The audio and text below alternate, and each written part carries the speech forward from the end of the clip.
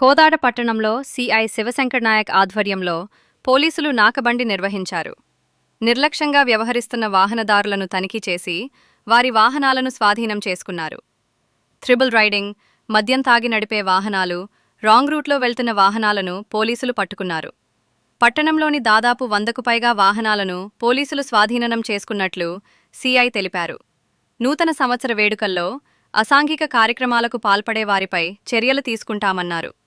జిల్లా ఎస్పీ నరసింహ ఆదేశాల ప్రకారం పట్టణంలో 2 రోజుల పాటు నాకబంది నిర్వహిస్తున్నట్లు తెలిపారు.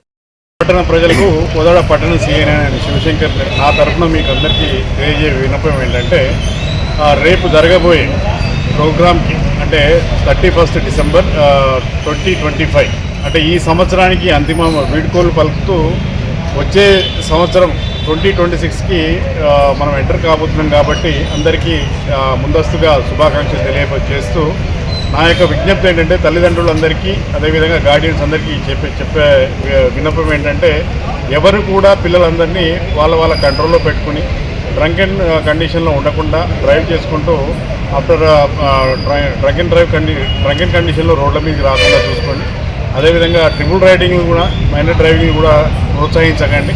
ఎందుకంటే రేపు అంతా రోడ్లపైనే ఉంటాం. మేము భద్రతలో భాగంగా అన్ని పటిష్ట చర్యలు తీసుకోవడం జరుగుతుంది. కాబట్టి మేము స్పెషల్గా రిక్వెస్ట్ చేస్తున్నాం. అదేవిధంగా ఈరోజు దాంట్లో భాగంగానే ఈరోజు నాకాబందీ గౌరవ జిల్లా ఎస్పీ నరసింహ ఐపీఎస్ గారి ఆదేశానుసారం ఈరోజు నిర్వహించడం జరిగింది. దాంట్లో భాగంగా ఒక 100 వెహికల్స్ని మనం సీజ్ చేయడం కూడా జరిగింది.